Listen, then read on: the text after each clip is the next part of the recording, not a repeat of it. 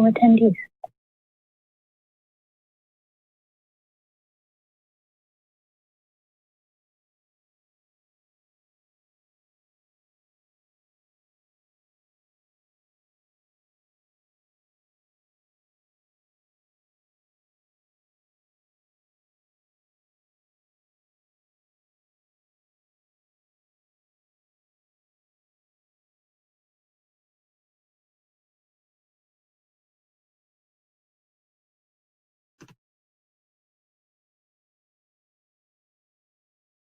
All right, I will get started.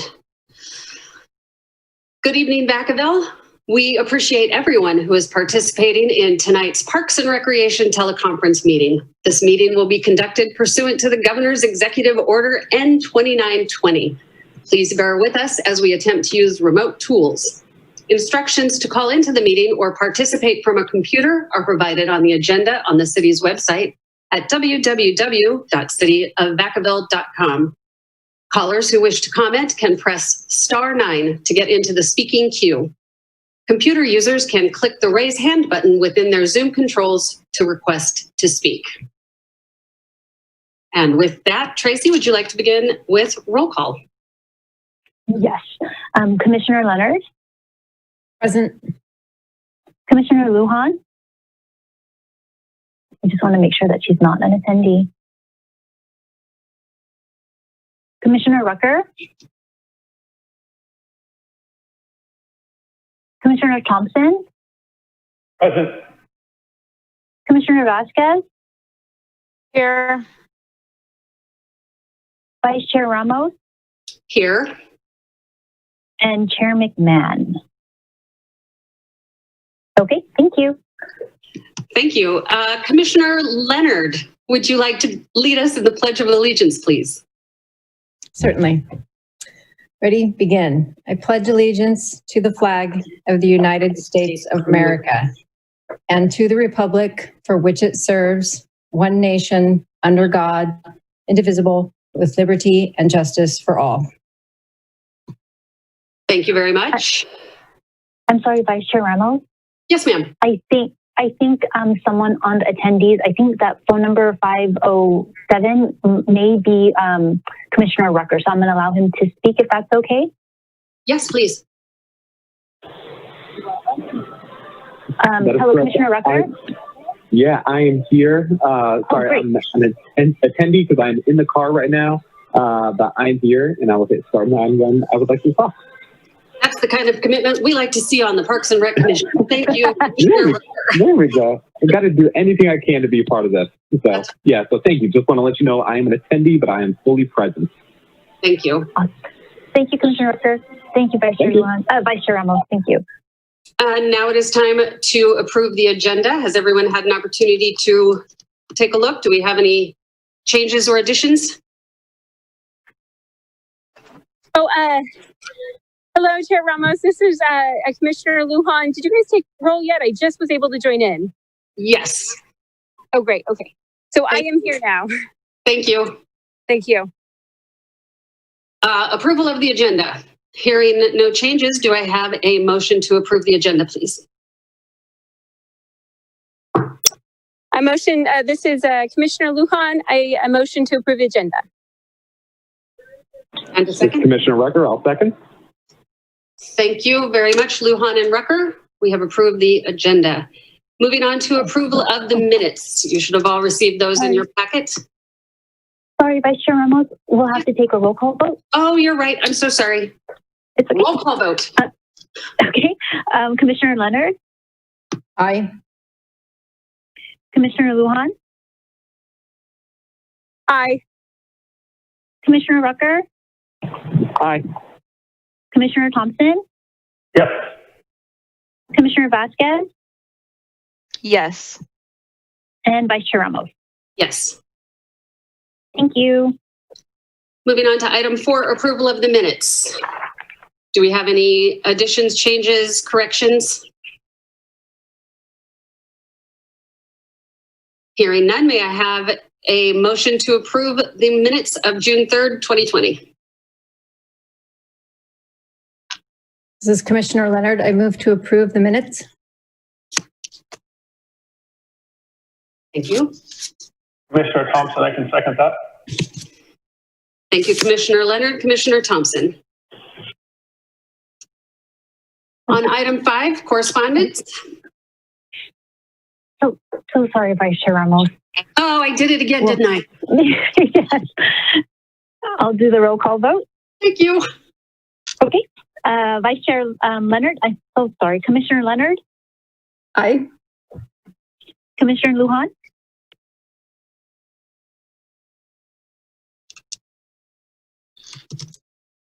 Commissioner Lujan?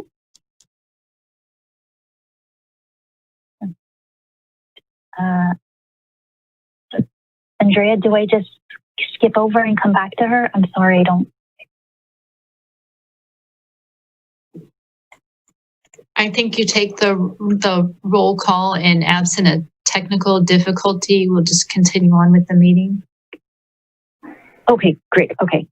Commissioner Rucker? Aye. Commissioner Thompson? Yes.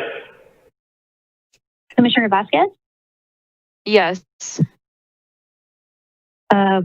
Vice Chair Ramos? Yes. All right. Moving on to 5, correspondence. Director Walker, it looks like we have none.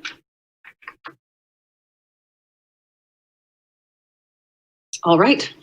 Moving on to item number 6. Presentations with Recreation Manager Melody Ocampo. Take it away, Melody.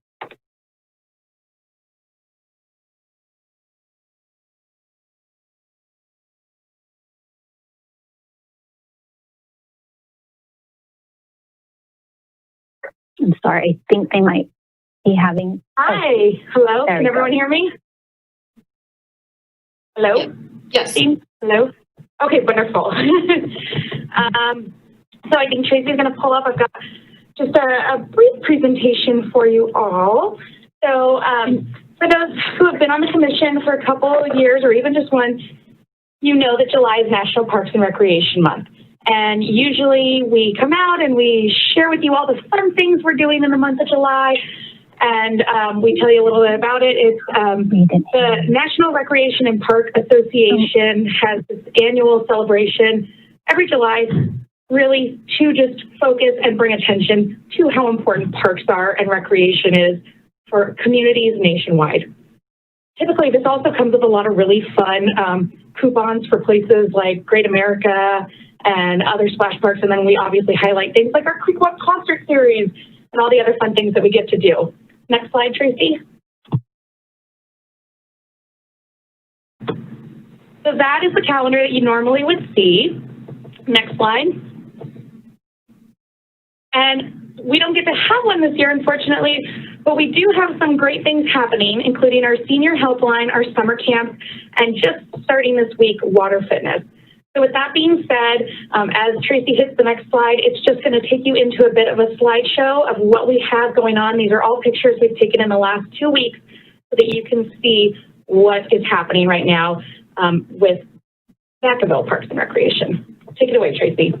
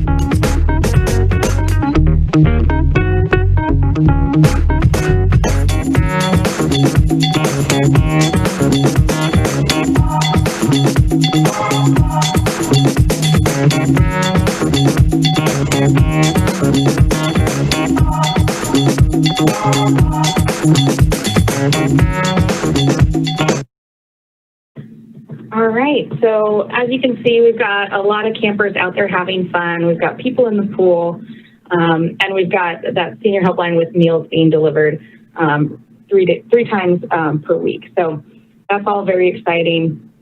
And as of right now, you can feel free to hit me up with any questions. This is Vice Chair Ramos. Melody, quick question. With the latest guidelines that just dropped today, have you had to adjust your plans even further with the camps? We are in the process of looking into those further. We have not made adjustments as of right now. Okay. Great. Do any of the other commissioners have questions, comments for Melody? I see Commissioner Leonard. Not a question. I think more just a comment and a compliment. Even though the activities are significantly scaled back, every time I go through the guide or I look at actually what's happening on a day-to-day basis, it's really expansive and impressive, all that the Parks and Recreation Department has going even now in the midst of a scaled back COVID-19 pandemic. So kudos to you and your staff for all the effort that you have gone through, being flexible and dynamic and keeping the city going. Thank you. Thank you. Any other comments from commissioners? Then I will open it up for public comment. Does anyone in our attendees? I don't see anything. All right. I don't think so, no. Then I will close. There is a hand at 507. I see a hand in the attendees, the number ending in 507. That's Commissioner Rucker. Yeah, that's just me. Oh, got it. So I will close public comment on the presentation about National Parks and Rec Month. Thank you, Melody. And now we are on item 7, business from the floor. This is the time to address the commission with issues that are not on the agenda that are within the commission's subject matter jurisdiction. Maximum 3 minutes per speaker, please. Do we have anyone in our participants, attendees who would like to speak at this time? I don't have anyone. No, I don't. We will close public comment, business from the floor, excuse me, and move on to item 8, Parks and Recreation Master Plan presented by Hugh Hesterman. Yes, Vice Chair Ramos, this is Director Walker. Can you hear me? Yes, ma'am. Okay, sorry. I was speaking earlier on the July is National Parks and Rec Month, and I guess nobody could hear me. But anyway, moving along, you'll see up on the screen is the roadmap, and we are actually to number 3, pit stop number 3 on our journey on this map. And so tonight we have Park Planner Hugh Hesterman, who will be presenting on the Park and Recreation Master Plan. Take it away, Hugh. Thank you very much, Carrie. Good evening, commissioners. I hope you hear me. Can I get a verification? Yes, we can hear you. Excellent, thank you. So on that roadmap, as Director Walker just pointed out, tonight's assigned presentation is on the Park and Recreation Master Plan. There are later presentations that will get into more detail on specific facilities and on funding and the park development process and all the things that are related to this. But tonight we just want to focus on why we have a Park and Recreation Master Plan and what it can do for us, how it benefits us. Currently, hopefully you've already had a chance to review our existing Park and Rec Master Plan that was done back in 1990, 91, and I think it was approved in 92. So we usually refer to it as the 92 Park and Recreation Master Plan. And it is well past time to do an update. So we're in that process now, having completed the 2015 General Plan, which basically sets the stage and establishes certain policies for the Park and Recreation Master Plan, which then follows and takes those general policies that were developed in the General Plan and details them and actually kind of says, how are we going to accomplish what we've set out to accomplish? So tonight, I'm just going to take you through, hopefully, I'll try to be animated here. I was going to follow up Melody's presentation there and ask her if the social distancing required that they not have any water in the swimming pool for lanes 1, 3, and 5, but that might be too much of a stretch. Okay, table of content. I wanted to give you a quick rundown on what actually is in a Park and Recreation Master Plan. And the table of content, thank you very much, Tracy. There it starts out with an executive summary, an introduction to the project itself. Chapter 3 basically just talks about the setting that the city finds itself in. And you can see there that was referencing the general plan in 1990. Chapter 4, it takes a close look at all of the existing park and recreation facilities. And we're in the process of pretty much doing that now once again, 20, 30 years later. Chapter 5, we look at opportunities and constraints. What makes Vacaville unique? And then chapter 6 is looking at the recreation demand and looking at community workshops and surveys, which is a very important part. It's a very expensive part of doing the data collection to find out what our residents actually find valuable and in a full service community that provides park and recreation facilities and programs. Then chapter 7 goes into the recreation programs and inventory and analysis. And chapter 8 is an analysis of an inventory of the facilities. And then at the bottom of chapter 8, you'll see a reference there to the master plan. That's really the culmination of all this work. It actually puts the conclusions and recommendations into a pictorial plan that you can read over the decades and try to implement. And we will come back to that a little bit later as I talk. Chapter 9 is the policy recommendations.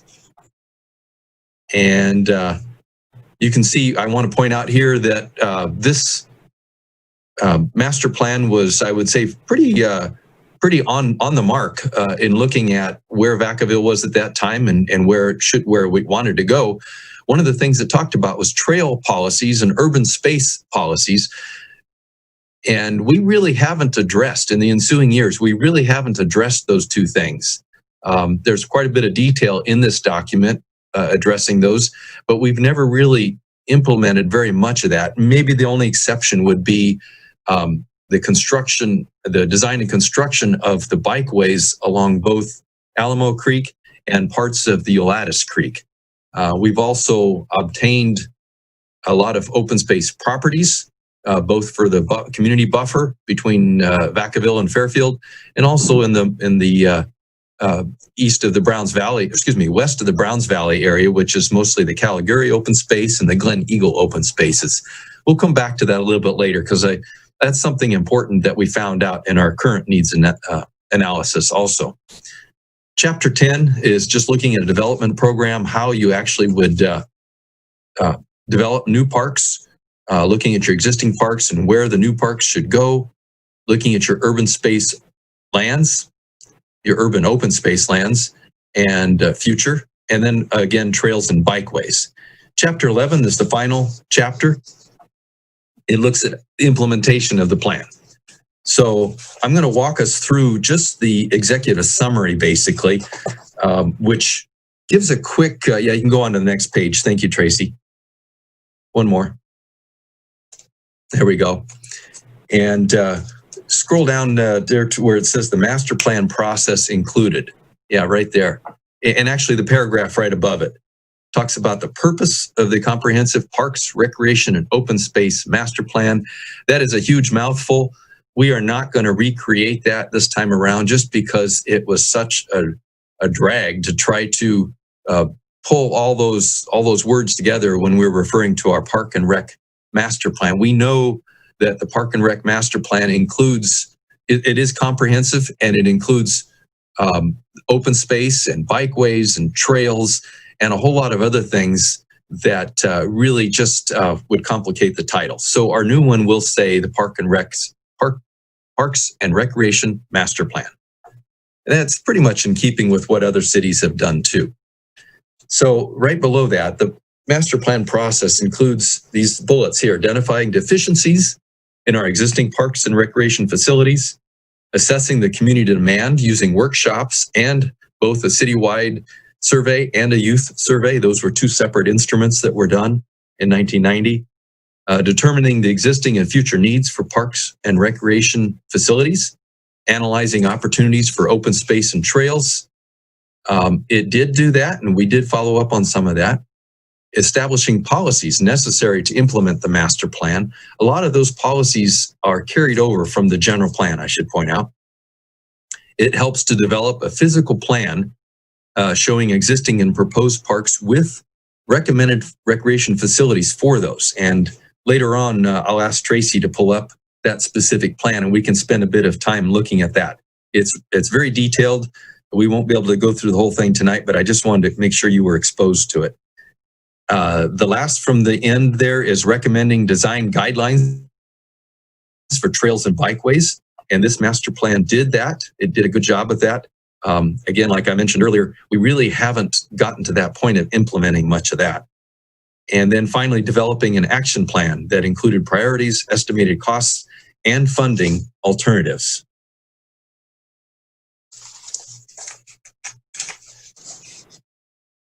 You can go on past the city setting. I think we're pretty familiar with that, Tracy. And then slow down, go up just a little bit if you would, please. Yeah, here we go. So yeah, at that time, this is in 1990-91, the city had 11 neighborhood parks and 8 neighborhood school parks. I need to explain that. They created a category through the general plan that created a separate category for quote unquote neighborhood school parks.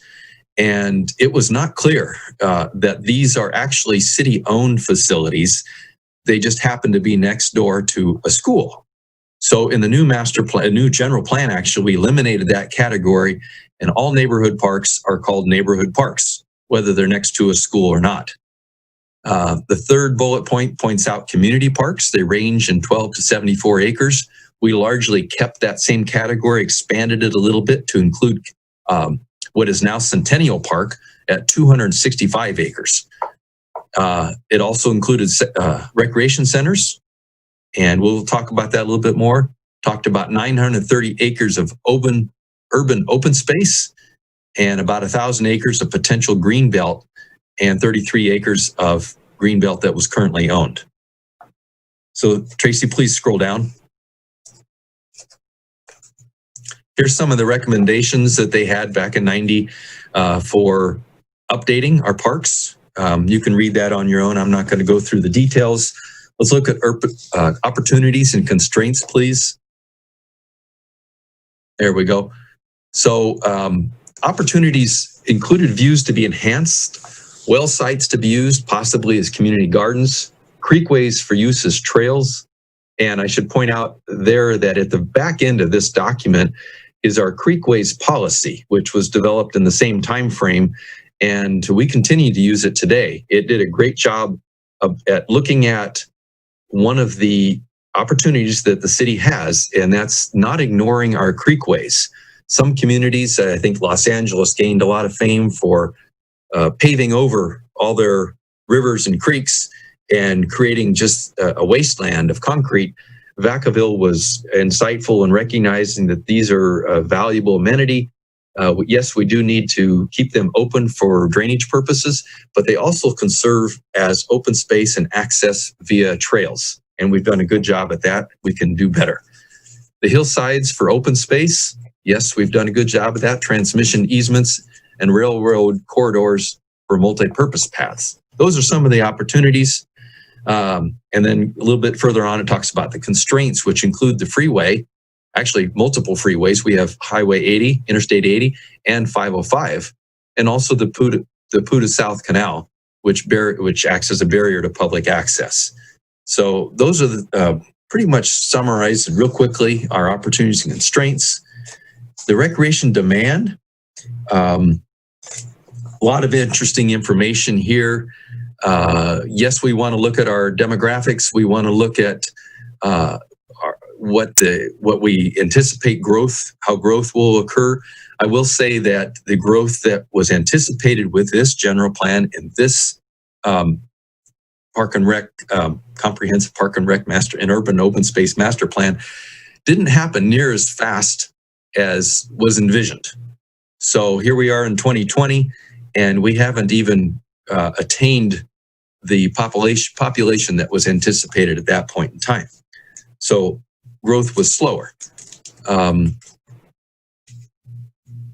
I guess we could also look at the fact that they did a good job of recognizing that the highest volume of park use and facility use comes from children under 18 years of age. So the survey, it's important to talk to those people, not just their parents, but also the kids themselves and hear what they have to say about the facilities. You can scroll on down, please, Tracy. Hugh, excuse me 1 second.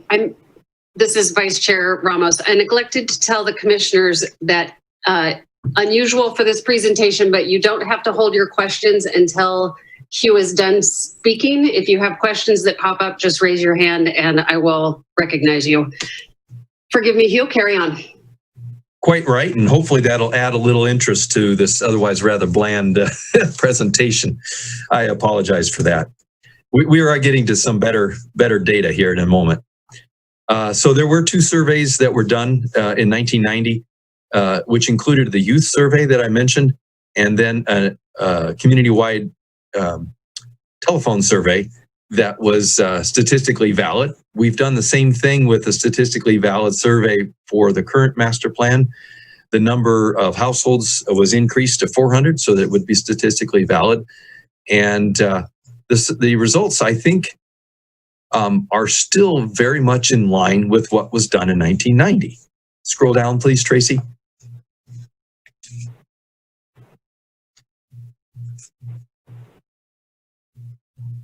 That's good right there, yeah. So an analysis, the recreation facilities, chapter 8, inventories included facilities and compares the facility inventory with the city of Vacaville standards. I will take a break here just real quick to talk about standards. Through the general plan process, we reaffirmed the standards that were in place prior to that time and that this master plan identified, and that is a 1.7 acres of parkland, developed parkland for community parks, 1.8 acres of parkland per 1,000 residents of neighborhood parks, and at that time, it included 1 acre of park of a city park. I say city park in parentheses because that was rather confusing. City park referred to what was then Centennial Park. We've removed that category because the term city park was so confusing. Everybody thought, well, aren't all the parks city parks? And yes, of course they were.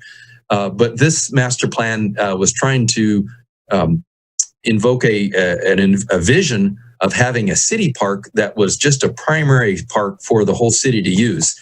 And the confusion got to be too much. And so we are now lumping Centennial Park, all 265 acres of it, into our community park facilities. And in 1994, the city took over operations of Lagoon Valley Park. And so that now is the 1 acre per 1,000 residents of regional park that is in our new standards. So the overall total, if you take the 1.7 plus the 1.8 plus the 1, that gives you a total of 4.5 acres per 1,000 residents. So that's our basic City of Vacaville standard. We do go into more detail on that. I won't get into that detail tonight unless there's questions about it. But just so you know, the 4.5 acres per 1,000 residents, it's not a really high standard. It's not a really low standard. It's sort of a middle of the road standard. There are cities all around us that use 5.0 or even more acres per 1,000 residents, and there are some cities that have less or fewer acres per 1,000 residents. So that's what's meant there by the Vacaville standards. And we are, at every step of the way, we are comparing ourselves and saying with our own standards and saying, how well are we meeting those standards? Are we meeting them or not? The question today is, are we? And the answer is no, we're not. Even with the many things that have happened over the years, we've fallen short of meeting our total of 4.5 acres per 1,000 residents. So that's something we're still working toward. And you should know in the general plan process, everyone involved reaffirmed that that is the standard we want to try to attain, even though we're not currently meeting it. So please I've got a question. Yes, go ahead. I hear a question. Yeah, this is Commissioner Rucker. In terms of the 4.5, is there, kind of a broad question, but is there a specific roadmap that we can at least follow or present to showcase to our community or the city that we have a plan to be able to hit that 4.5? I know that it's not going to happen overnight, but to your point, if we have, as a city, have had the standard for a couple decades and have really never come close to it, I would love to be able to understand that we do have a roadmap to be able to get there eventually. Does that exist? Yes, that's a very good question. Actually, the new document that we're working on will give us those kinds of directions, recommendations, I would say, as to how we might achieve that. There is a big hurdle in our way, though, in that with the impact fees that we are currently charging, those fees can only be used to serve new residents. And I will get into, it won't help us solve the current shortage is what I'm saying.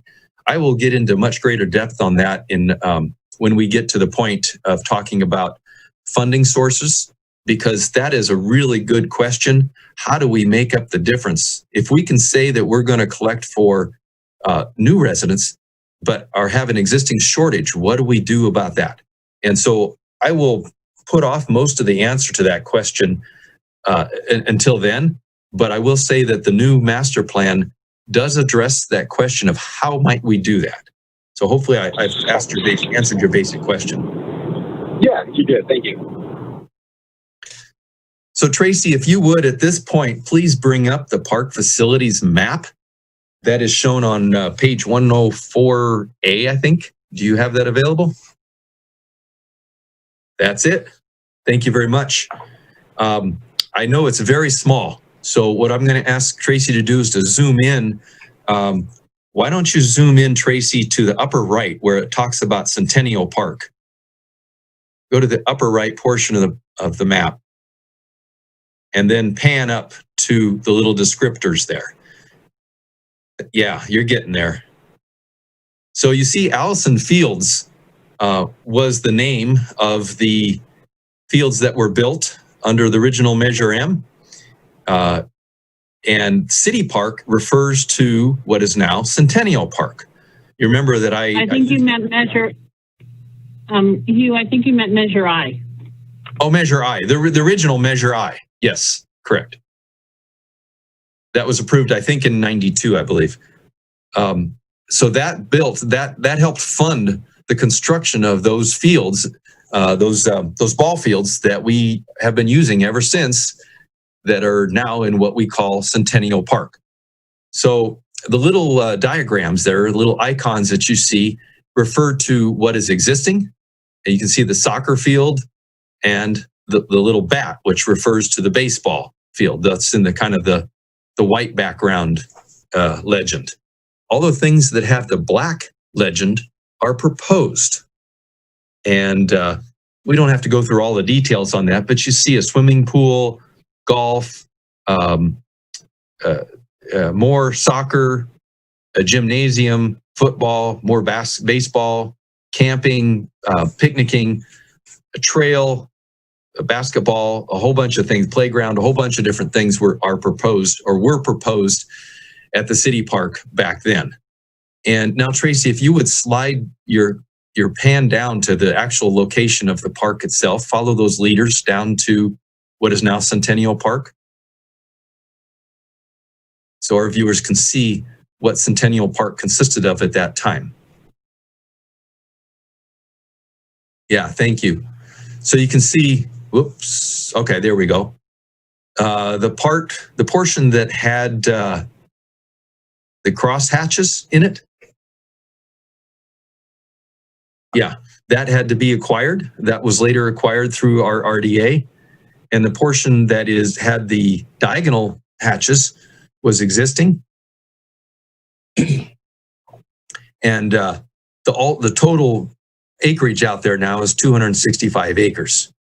So this was done, excuse me, for every single park, either existing or future. And you can just kind of look off to your right on the screen there and look at all the different parks. Hawkins Park, for example, was existing, and it showed the different types of amenities that are existing in Hawkins Park. Interestingly enough, and unfortunate, due to insufficient maintenance monies, some of those things are no longer there. The one that comes to my mind is the park course off on the far right. There just really isn't much left of it. And that is a whole nother subject we need to talk about. It's what I've referred to previously as the third leg of park planning, and that's to make sure you have sufficient maintenance funds. And we will cover that in a later presentation, but I just did want to point that out while we're looking at this map. You can scroll down just a little bit and see the Elmira Leisure Town Park. That is actually now transformed underneath our new general plan to be where the Play for All Park is located. The size has been downgraded from 25 acres to I think it's right around 17 to 18 acres. And the Play for All Park portion of it, the Play for All portion, occupies the western portion, and we have yet to plan the eastern portion. I expect that some of these future facilities that are outlined here in this 1992 plan are still needed and may still be located in the future at the acreage that's to the east of our Play for All Park. Scroll down a little bit further there, Tracy, if you will. Cooper School Park, that's largely existing. This is one of the parks that was confusing. It is a neighborhood park. It's adjacent to Cooper School. The name of the park is Cooper School Park. We just categorize that as a neighborhood park nowadays. The Alamo Creek Bike Trail, you can see that some of it was existing and more was planned for that. That is really a very popular facility that falls underneath urban open space. It's not really a park, technically speaking, but it follows nicely along most of the Alamo Creek right-of-way, pretty much cross-secting all the way across town. So that has been fully implemented, or nearly fully implemented. Nelson Park, a couple notches down, you see parts of it were existing in 1992. We still have more portions of Nelson Park to develop. There's about roughly 6 acres left to develop there.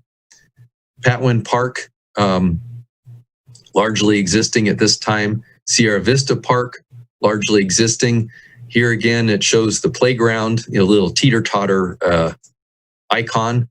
Unfortunately, that is no longer there. It's been removed. We don't have a playground there. Meadowlands Park is existing. Most of what you see is there still today. Fry Road Park, I need to mention that. Now, I'm not going to go through the whole map. I'm just giving you kind of a sampling here of what can be found in this very detailed drawing. Fry Road Park is now going to be the Roberts Ranch Park, and on and on. So unless there's any questions, I'm going to leave this map for now, but certainly, I got to mention one more. Vanden East Park and Vanden West Park. Those two components through action of the City Council, those two parks, which were scheduled to be 6-acre neighborhood parks, were essentially smushed together at Vanden Road and are now what we know is Magnolia Park, of 6 acres on the west side of Vanden Road and 6 acres on the east side of Vanden Road. But it's all one park. Roughly, when it's all done, it'll be roughly 12 acres total. So we have completed the western portion, and the eastern portion is on the horizon to begin. The master plan is complete, but we'll be modifying it a little bit to fix a few things that have changed over the years. So I guess I should ask: are there any questions, Vice Chair Ramos, on this? Yes, I see Commissioner Vasquez. Okay, please. Hi, Commissioner Vasquez. I just raised my hand, just asking. So these maps that were included in the agenda packet, these are dated 1990. Then that's when these were developed, and so when it says proposed and existing and in the legend, that is from 1990. That's correct. It was actually over a couple years, so you could say 1990 through 1992. But yeah, you are right. They were. This is pretty much a snapshot in the time at that point in time. Okay, thank you. Commissioner Leonard. Thank you, Hugh. And this may be outside of your purview. I'm going back to the 4.5 acres per 1,000 residents. What are some of the factors that dictate the size of parks in new developments and new neighborhoods, where we can't make up for some of that acreage in new developments to catch up to that 4.5, because we seem to be kind of on the same pace within the new developments. Can you speak to that, or is that outside of your purview? I think that's within my purview. I just want to make sure I understand the question accurately. Most new developments that we see right now in front of the city right now are only proposing neighborhood parks, and they always will shoot for the minimum size, which is 6 acres. And we're lucky if we can get 6 acres. For example, the Nascimesto Park over in Brighton Landing is right about 6 acres. Park up in North Village, Corderos Park, started out at 6 acres, and it was actually only through the pressure of the residents themselves that put pressure on the developer to increase the size of Corderos Park to 7.2 acres. So in that case, those residents actually helped us push our acreage up a little bit in that neighborhood, and they were only able to do that because of the elimination of the school. So there are opportunities for pushing ourselves a little bit above the minimum, but it really is a planning nightmare to try to get facilities that are beyond just our minimum. Even the 4.5 acres, while it's our standard, it also is a minimum. So we want to not only achieve it, but we would prefer to exceed it. And I think, as I mentioned, there's 3 things that we fight all the time in order to provide that 4.5 acres. One is the land, the provision of the land itself, whether it's provided by developers or whether we go out and buy it, and the way the land keeps increasing in value. The cost of the improvements themselves, which theoretically should be covered with our current impact fees.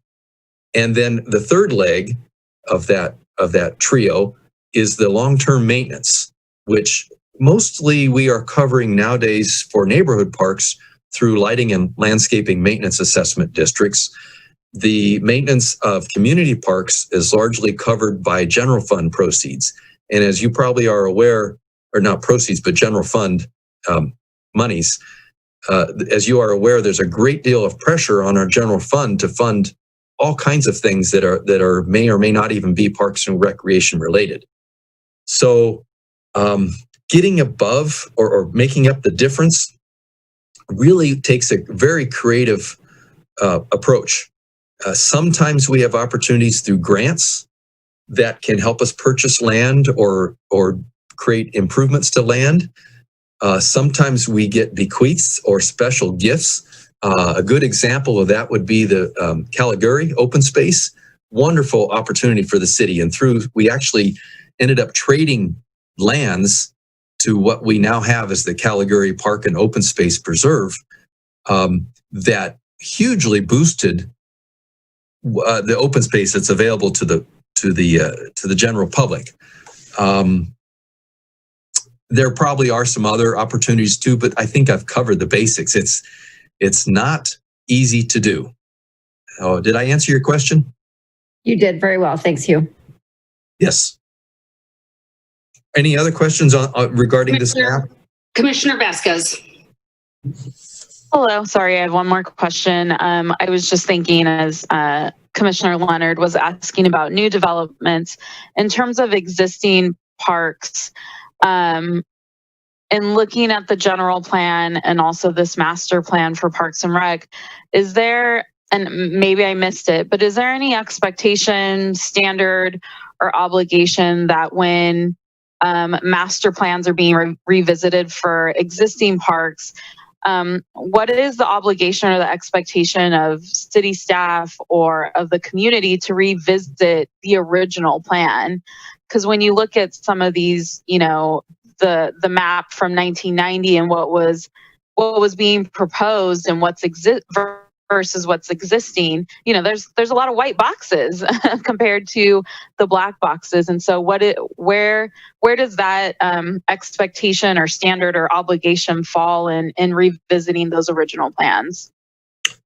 Really, that's a wonderful question. And that is a burden on city staff and on you as commissioners and on the city council themselves. Our general plan does attempt to balance out and satisfy our standard of 4.5 acres per 1,000 residents.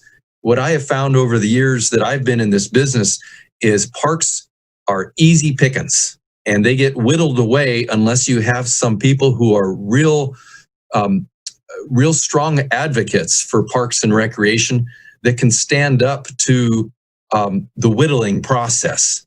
And parks, they're owned by the city. It's land that's owned by the city, or by the developer if it's to be dedicated to the city.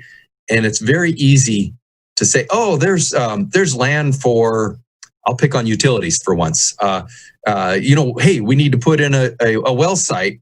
Let's stick it on that parkland. Or we forgot about land to provide for maybe some drainage. That's a big one because drainage always takes more space. Let's combine it with the park. And so we need some defenders of the parks and recreation element here to make sure that what is planned either happens as it is or better. And it is not something less than what was planned. Did I answer your question? Yes, and I guess then a follow-up question, or maybe it's statement, as the Park and Rec Master Plan is being revisited and redrafted. Is that something that is of value or an expectation that those original master plans be relooked at when when the master plans are being revisited or looking at funding, new development or renovations at a park? Just a thought. Yeah, I think I follow what you're saying. So, for example, we're taking a fresh look at Nelson Park right now, and it would be very appropriate to look at this 1992 master plan and say, what did this 1992 master plan envision there? Did we get what was envisioned there? Did it happen at Nelson Park, or maybe it was provided somewhere else? You're absolutely right. I mean, that is very important that we do that. on a regular basis. Every time there's a change or something is proposed, is to go back to the general plan actually, and then follow up with this master plan before we ever make any decisions on what happens at a specific location. I see a question from Commissioner Lujan. Hi, Hugh. Thank you so much for this presentation. To follow up on that, I was wondering too, as things are revisited as well, do you notice things are changed in terms of zoning? So when they rezone maybe something that was a park into a different type of land use, do they take into consideration what the original plan was and how they want to move forward? Yes, you're actually probably talking about the community development departments, and the city's general plan, has all the different land is described in those documents as to what it should be used for.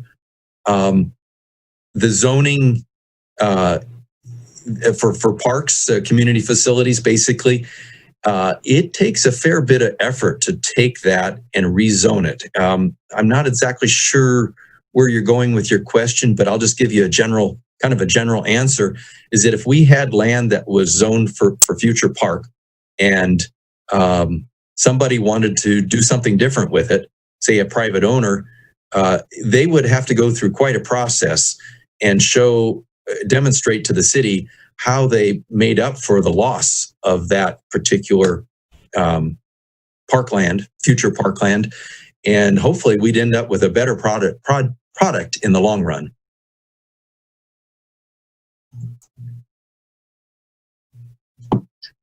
Great, thank you. Yeah. So the general plan is our friend, should be our friend, and this Parks and Recreation Master Plan should be our friend. It should be like our Bible for the development of parks and recreation facilities throughout the city, and it envisions meeting our standard. And if we do something less than that, we will certainly fall further behind in satisfying our standards. Any other questions on this subject? It's probably the centerpiece of the whole master plan. If not, let's scroll on down.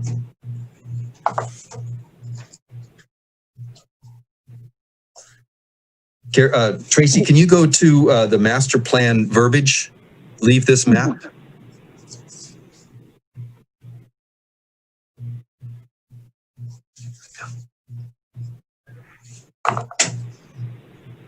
Here, Hugh, or keep on scrolling? Yeah, no, that's exactly right. The master plan, yeah. So the general plan specifies as guiding policies and implementing policies within the elements. And this element is the Parks and Recreation Master Plan. The other elements that are impacted include open space, transportation, drainage I would include, and perhaps there may actually be a few others. Sometimes something as simple as fire protection plans dovetail into or sometimes meet head on with a park plan. I'll give you a good example that just recently they came up. We anticipated planting native grasses out at Centennial Park. And it's very important for native grasses that they achieve their full maturity, or they won't seed properly. Well, there's actually conflicts a bit there with our fire requirements that the ground be mowed before the 30th of June, and the native grasses won't reseed at that time. So we had to find a mutually satisfying way of solving that problem. And this would be true every time you come up with a Parks and Recreation plan. It has to work with all of the other departments and the other requirements that the city has to abide by. By the way, speaking of the master plan, one of the things that is very important to remember is that standard that we have, that 4.5 acres per 1,000 residents, it's based on the number of residents that we have at any given point in time.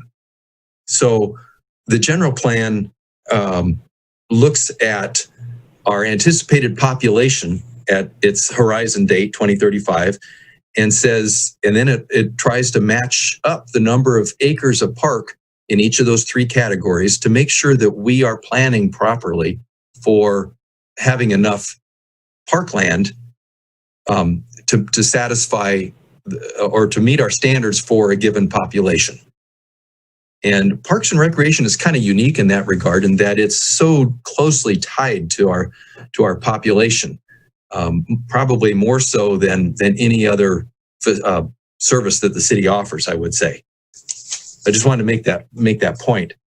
So all the policies that are in the general plan, including keeping to that 4.5 acres per 1,000 residents, are rolled over into this Park and Rec master plan, and then are further expanded and detailed as to how we might actually accomplish those. So it's very important to go back to our general plan and say, what are the policies there? And then you go on our master plan and say, how are we planning to accomplish those? And that may partially answer Commissioner Lujan's question about planning for the future. Tracy, if you would slide down a little bit further, please. That's good right there. Yeah. So in this master plan, the 1992 master plan, it looked at improvements to neighborhood and community parks. It looked at a city park, and let me remind you that now is Centennial Park. It was to serve the entire city population as a centerpiece and outdoor recreational complex. We still hope that it will do that. Nothing's changed there except for that we've recategorized it. It's no longer in the city park category. It was proposing 2 new community parks at roughly 20 to 25 acres each. It looked at several new neighborhood parks, including the ones that were categorized as neighborhood school parks. And we did accomplish working with the county to actually take over Lagoon Valley Park. The city actually owned the acreage while the county was operating it, but now we're responsible for operations also. The urban recreation amenities, let me address that real quickly regarding Lagoon Valley Park. So in 2004 and 2005, actually starting in 2003, there was a very in-depth effort to master plan Lagoon Valley Park. And the consensus there was that the urban recreation amenities really didn't belong in a more natural setting as Lagoon Valley Park has come to be known. And when I say urban recreation amenities, I'm talking about things like lighted sports fields, swimming pools, tennis courts and things like that. So that actually has been removed from the plan through more detailing of the Lagoon Valley Park master plan. And maybe I should point out here too that every single park that has been built since 1992 has had significant changes in how it actually was individually master planned. I think in most cases they were positive changes, but one of the commissioners asked, I can't remember who it was, asked at the previous meeting last month about how parks are, how the master plans change over the years. And there's a lot of things that go into that. One of them is the public sentiment. As happened at Lagoon Valley Park, the public sentiment, we looked for lots of input from the public. We have workshops and have drafts, and even the Parks and Rec Commission meetings themselves are a means for the public to be involved and to comment and let their voices be heard on any Park and Rec subject, whatever it is, whether it be a program or whether it be a development of a new facility. Then going down to the next bullet point there, the network of trails and bikeways, that continues to be a very important, the public views it as a very important component, and we recognize that. We are hopefully taking the next step forward there and developing a more detailed trails and bikeways map. And actually, I'm going to diverge just a little bit here to say there never really was any funding associated with providing trails and bikeways. Maybe bikeways on streets, it's a different matter. But the ones that are off streets, we really never had any dedicated funding for that. And as we're currently looking at updating our AB 1600 study, that's the DIF, the Development Impact Fee Study, we are planning to include a component in there to help pay for the development of future trails and trailheads. So that is, I'd say, a pretty big step forward just to identify some funding. And then the last bullet says enhancing the visual character of Vacaville and providing opportunities for more passive recreation opportunities by acquiring specific urban space areas. And a lot of that has been done. Those areas, a lot of those areas have been acquired. But going back to the bullet just before that, how do you now provide the access, the trailheads and the gates and the trails themselves? That is a challenge that we are just starting to embark on. And then finally, chapter 11, the actual implementation. Tracy, if you could scroll down a little bit there. It talks a little bit about getting into the weeds, getting into the details of how you actually develop an existing park site or acquiring additional land. It talks about discussions with staff, site visits, public input, valuing the development of a new park versus the existing need to improve an existing park. That's something that you always have to look at and say, where's the funding sources coming from for this? Can it be used for one or the other? In some cases, they're very limited. Then that's pretty much, I think pretty much wraps it up. It's all the prioritization of the little bit of money that we have for funding new facilities is where do we put that money so it does the most good for the most people. And you can scroll down if you would, Tracy, at this time back in 1992, there was 9 facilities that were listed in order of priority. So you see the baseball, softball fields, swimming pool, neighborhood centers, tennis courts, football, soccer fields. Some of those were multi-purpose fields. The senior center, gymnasium, that said gymnasiums plural, basketball courts, and community centers. So we actually made progress in, I think, every one of these areas since 1992, but perhaps not enough progress. There's very few of these categories that we're actually meeting our standards in. And so the challenge in front of us now is to going forward is to how we can identify where these could be located and funding them properly, and then finally prioritizing them. That is pretty much it. Tracy, if you would scroll down a little bit to the conclusion, I think it's helpful just to kind of get an overview. Yeah, so it makes the point here that this plan will not be implemented all at once. I always like to joke, maybe it's not a good joke, but I like to say it's not worth building half of a swimming pool because all the water will run out. You have to build a whole swimming pool. You can't do it halfway. So, and that's true for almost every one of these facilities. It's kind of a leapfrogging thing. You build one thing and then you go on to the next. At some points, hopefully you are at least meeting, if not exceeding your standards. And then, of course, more people will come into the city at the same time, and you may end up becoming behind your standards in the very thing that you had achieved at one point in time. So it's an ongoing commitment. The final sentence there, or second to the last sentence, talks about periodically assessing or soliciting public opinion and updating the master plan every 5 years. Wow, that's a big charge. We have not done that. The updates, there have been a couple updates that have been attempted. They never really were full updates, in my opinions, that basically just looked at our kind of a status situation and said, where are we? And so that final sentence is absolutely correct. The master plan is only a beginning in the process of working toward our goals. So at this point, I would like to share a couple other slides. Tracy, if you would look at those colored slides that our consultant has produced for us that look at how well we're currently satisfying access. Yes, that's it. First, pull back, if you would, a little bit so we can see the whole thing. this diagram shows in orange all of the planned residential areas within the city. The dark green color shows those areas, those residential areas that are properly served by neighborhood parks. And I define that as being within a half-mile walking distance of a neighborhood park.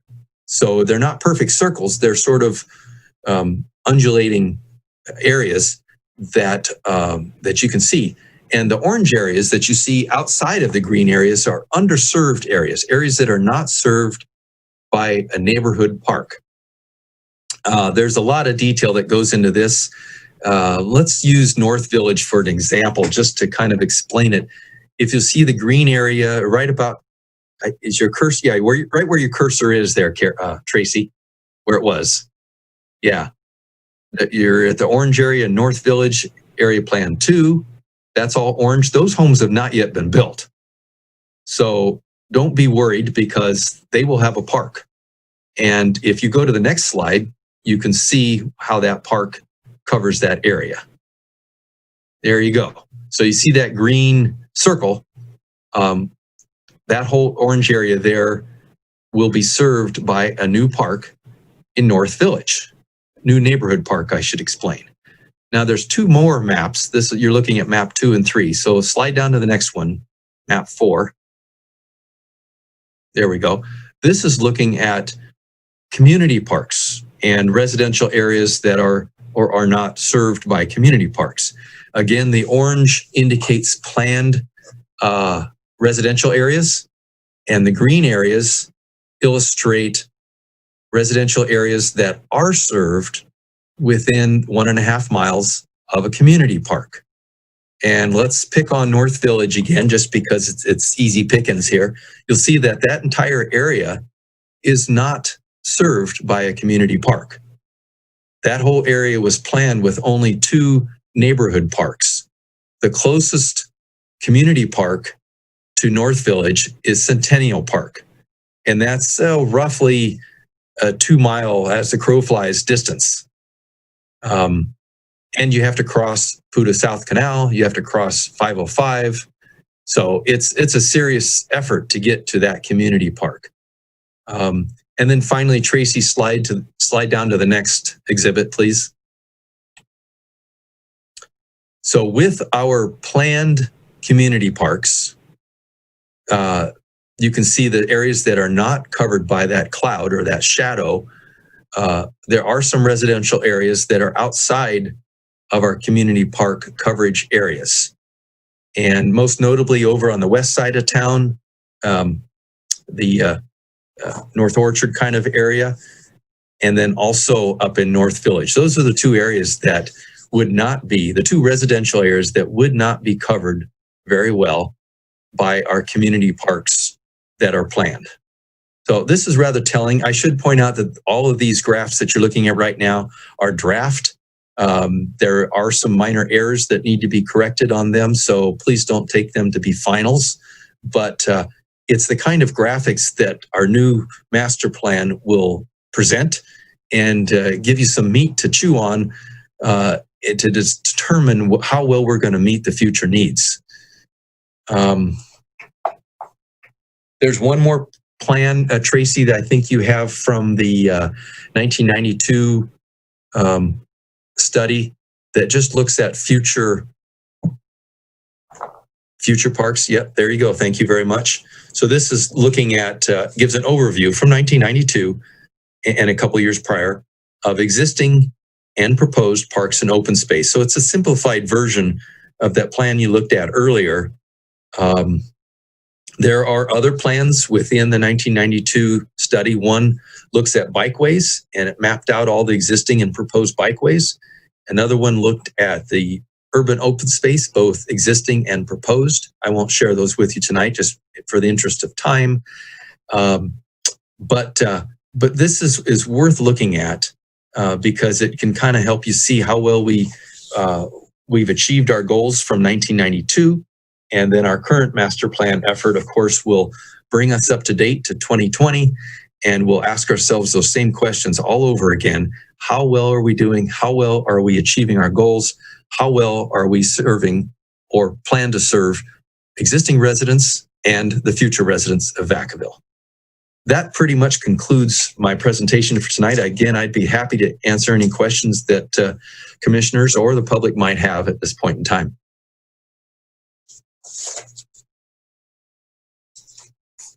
I see no questions, Hugh, from commissioners, and does not look like we have any attendees either for public comment. I want to say, Hugh, I really appreciate seeing that history. That provides a lot of perspective where we started and where we intend to go. So thank you for sharing that. You're most welcome. I hope I didn't bore you. It's a lot of words. The pictures, though, I think are showing these exhibits speak very loudly. And that's something that we'll spend a lot more time studying. You have access to those from the 1992 study, so you can look at those in your free time. And of course, the commission will be receiving draft copies of our new Park and Rec master plan in the not too distant future. And we'll spend quite a bit of time, I think, taking that and going through it chapter by chapter and digesting all the information that's provided there. Thank you. I see no questions from commissioners or the public, so I'm closing public comment for that presentation, and we will move on to item number 9, committee reports, and we have none this evening, which takes us right back to number 10, reports of Park Planner Hugh Hesterman. Well, thank you, Vice Chair. I have in front of me, just because I've done a lot of talking tonight, I'm going to keep it very brief. I have some report from my cohort, Jim Simpson, and I'll give you that information first. He wanted me to convey that the Creek Walk mobile stage, this is the new mobile stage, was delivered on June 8th. Due to COVID, it has not yet been used, but is standing by and ready for use. The facilities assessment and sports field projects, we have a committee appointed, and they will be scheduling a Zoom meeting to present the background information, where we stand to date, and the goals of the committee. They expect that to happen in July, this month, I guess. The Owl Patch Park Master Plan update is, we've received the formal comments from our Community Development Department on the draft master plan, and a subcommittee meeting is planned for July 15th. With the idea of bringing the final master plan update to the commission, hopefully at the August 5th, 2020 meeting. And then lastly, from Jim, Magnolia Park Phase 2, I mentioned that in my presentation tonight. He intends to hold a community development public Zoom, or actually they had, excuse me, this is past tense. They did hold a public Zoom meeting on June 25th to discuss the general plan and the proposed zoning changes. And I should remind you that this was not for zoning changes of the park itself, but rather for the community facilities that are located immediately north of the park, just to make sure there's no confusion about that. Jim reported that that there were no comments from the public and very little participation, no questions at all about the current master plan. And then from myself, I just wanted to report that our Vacaville Youth Soccer League, VYSL, they've submitted plans for their 5th field that you've seen out there in their complex, been partially completed for, wow, a lot of years, quite a few years. We also have our AB 1600 consultant. That's the impact fee update project. Is in the process of preparing admin drafts for the city to review. So that project is coming along. And from our consultant, MIG, we also have received an admin draft of the Centennial Park master plan. So the commission will also be seeing a version of that in the not too distant future. That concludes all my report for this evening. Any questions? Thank you, Hugh. There's a lot of excitement on the horizon. Thank you for sharing that. Any questions or comments from commissioners? I see Commissioner Vasquez. Hi, Commissioner Vasquez. Hugh, I'm sorry, I missed, you mentioned a sports complex before the Alpatch update. What was that committee called? And you mentioned it was going to be convening soon, I thought? Yes. So I'm just reading off of the information Jim gave me here. Both the facilities assessment and the sports field projects have had a committee appointed. I think, correct me if I'm wrong, Director Walker, that there were to be 2 people from City Council appointed to that. And they will be having a Zoom meeting to bring them up to speed, bring that committee up to speed on the background, where the project currently stands, and how the goal will be, or how the committee will be involved in assessing those goals. And there's no our commissioners are not represented at on that committee, or we do have members attending that? Yes, this is Director Walker. There are 2 council members and there will be 2 commission members that the mayor appoints to that committee. And waiting on confirmation on those commissioners.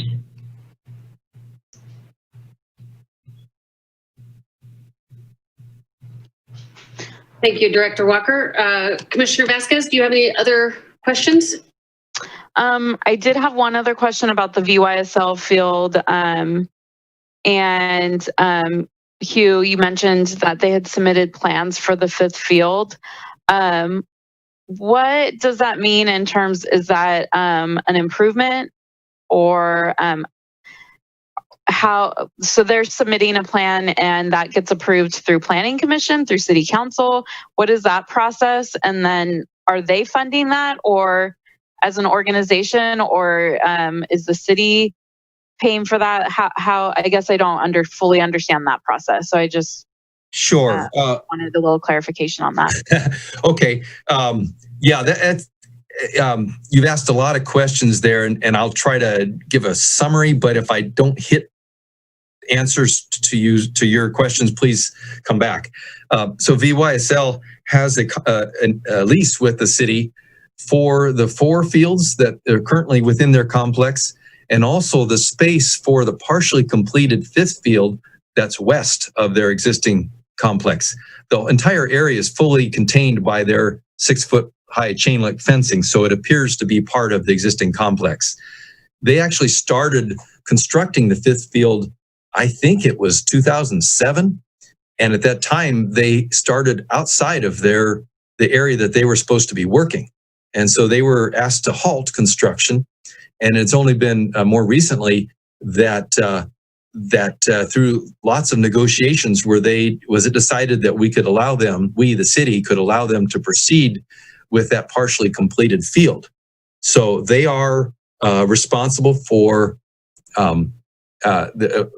paying for those improvements, and that it's covered within their lease that they can do that, but it does have to be approved through the formal approval process.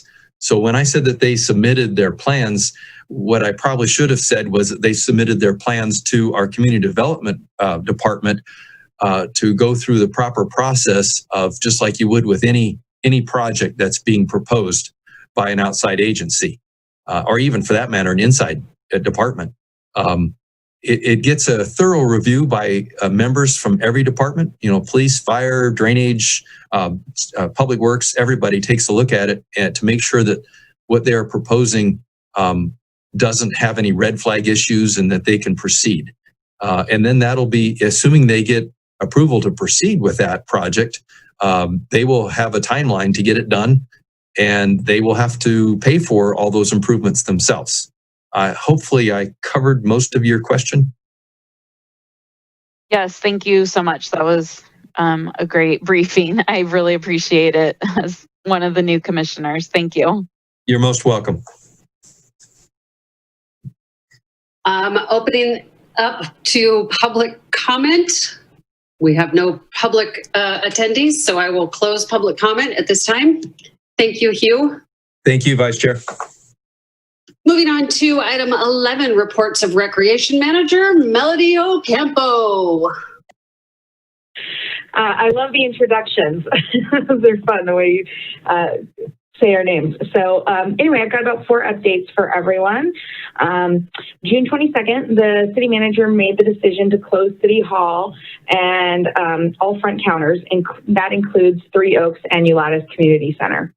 So this is due to the recent surge in COVID-19 cases, and our Parks and Recreation summer camps remain open, and we do have the social distancing policies and guidelines in place that meet all the CDC state and county guidelines. Our numbers at the camps are pretty solid.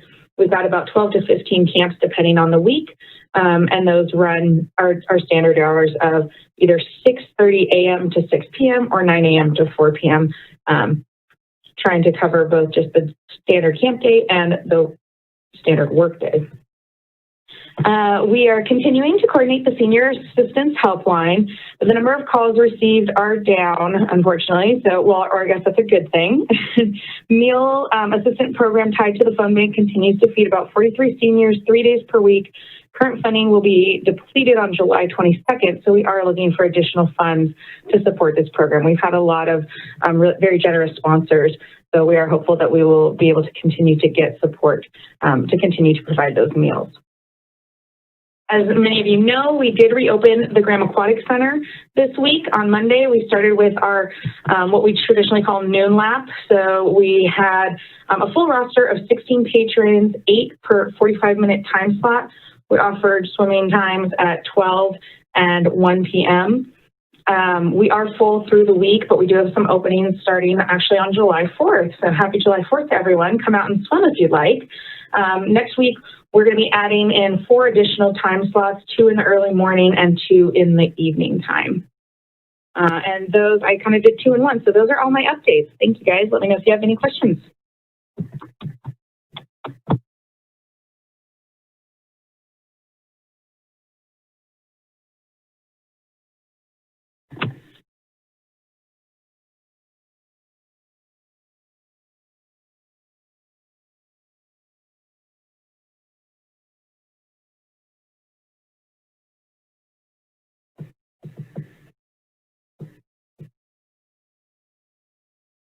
Vice Chair Ramos?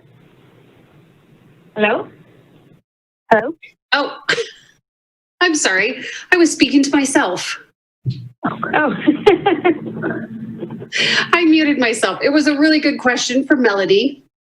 Oh. What's the question? Yeah. Regarding the aquatic center, we had spent the last year working with members of the swimming community to talk about how to recover costs and make sure that it was a viable program. I'm guessing during this particularly challenging time, we've set that aside, or are we still hoping to recover costs from those programs? That hasn't been our number one priority. It's more been trying to make sure that we're adhering to safety guidelines, and there has been a very strong demand from the public to get back into the water. So that was our main focus. I can't speak at this moment to exactly what our cost recovery is. But we are filling to our maximum capacity, which is much more limited considering the restrictions that are in place. Great. I'm happy to hear that. And I know the swimming community will be as well. I see a hand raised from Commissioner Thompson. Yes, I had a question, Melody. I'm happy to see the aquatic center back open and that it's full and at capacity, even if it's reduced capacity. I'm curious, and maybe I'm premature here, but do you foresee or have any prediction on the governor's restrictions that were announced this afternoon having an impact and forcing us to reclose the aquatic center? I was searching the internet all afternoon for some details on that and haven't found too much, but I'm going to continue research, as I know our COVID team at City Hall is going to do so as well. So I'm sure, while we don't have answers now, I'm sure we will in the near future. Perfect. That's kind of what I expected. I just wanted to be adding a heads up. Thank you so much. No problem. Do we have any other questions or comments from commissioners? I will open it up to public comment. No one has joined us, so I will close public comment. Thank you very much, Melody, for your presentation. No problem. Moving on to item 12, reports of the director, Miss Carrie Walker. Thank you, Vice Chair Ramos.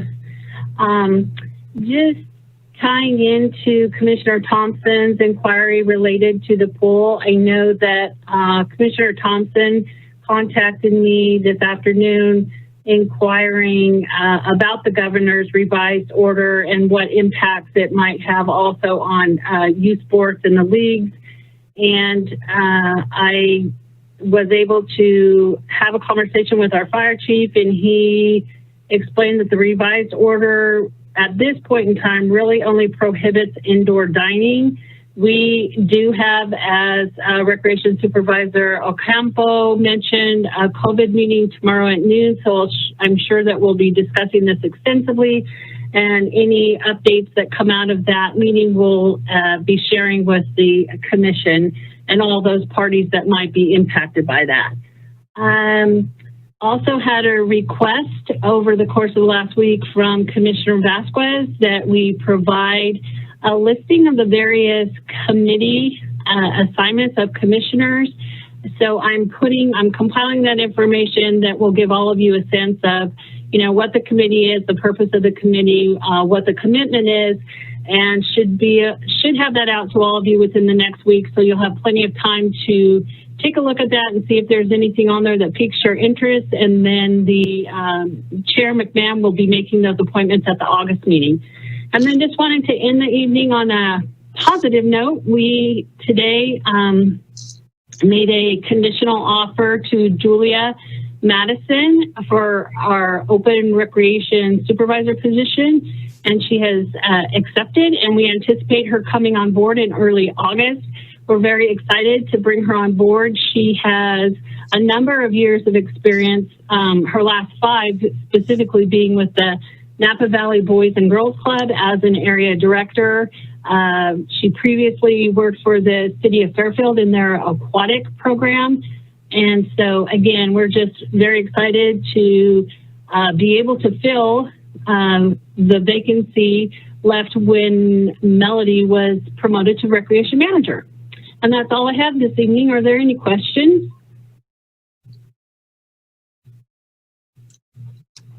I see no hands raised. Thank you very much, Director Walker. I'm excited that you've made the hire. She was a terrific candidate. And I just want to say again how impressed I was by that panel of interviews, all conducted on Zoom with presentations from each candidate. Was very well organized, very easy process to be involved in. And I'm glad that we've got a great candidate from it. Thank you. Thank you. Thank you, Tracy. And Tracy, absolutely. Good work. We are on to number 13, reports of the commissioners. Commissioner Leonard, anything you'd like to report? Not at this time. Thank you. How about Commissioner Lujan? Nope, just stay healthy, stay safe. Driving safely while talking on the phone, Commissioner Rucker. He has nothing to add. Thank you. Commissioner Thompson. I have nothing to report. I look forward to hearing from staff as in my questions for Melody and Director Walker earlier in the day. With the governor's announcement this afternoon, I've personally fielded several dozen phone calls about how that can potentially affect these sports. And Director Walker got right back to me this afternoon, so I appreciate the timeliness of that. So I can set some people at ease, and I hope that over the next several days, there's no change further than what Director Walker presented here tonight. So I look forward to that. Thank you, everyone, for your time this evening. Thank you. And Commissioner Vasquez, any final thoughts? Same, echoing Commissioner Thompson, just in terms of the recent updates and announcements from the governor, changing his order, and what does that mean, and what are the impacts to youth sports. So I fielded a couple of questions as well today. I did forget to mention at the last commission meeting, I believe both Commissioner Thompson and I were informed that timed lighting had been installed in Nelson and I believe Centennial, and maybe Carrie or Director Walker can confirm that. But timed lighting has been installed at Nelson. So reps from Vacaville Bobby Sox let me know that they did receive that. And that was something that was of concern, brought up a couple months ago, pre-COVID, Parks and Rec Commission meetings, that the leagues had some strong concerns about lighting and field lighting, both safety lighting and field lighting at some of the fields. And so they did receive that, and I've actually been out there and seen the lights, and it looks great. So just appreciative of the staff and coordination of Socorro and the staff in getting that accomplished. And maybe Director Walker can clarify what all fields received that time lighting. Thank you. You should. Sure. Thank you for sharing that, Mary. It's good to hear that those are out there, been installed, and that they're working. A number of the fields already had time lighting, well, the main lights, and they provided enough spillage to create a, safety to participants to get to their cars in the evening after games and practices had ended. But we did have some security concerns at both Nelson and Centennial, with some very dark areas, and being, for folks to feel that they could safely get to the parking lot and get to their vehicles. So we did go ahead and looked into having those installed, and sounds like they've been installed and that they're working. So I'm pleased to hear that. Thank you, Commissioner Vasquez. Thank you. And I just want to wish everybody a happy 4th of July. Stay safe and hydrated. And in the absence of fireworks in the sky, beam those fireworks from your heart safely to those around you. Is there anything, Brian, maybe he has another question? His hand is up. I don't know if he didn't take it down or if he had another one. Sorry to interrupt you. Commissioner Rucker? Just waving at passing motorists. All right. Thank you very much, Commissioner Leonard, for catching that. With that, we are adjourned. Thank you very much to everyone who joined tonight's meeting.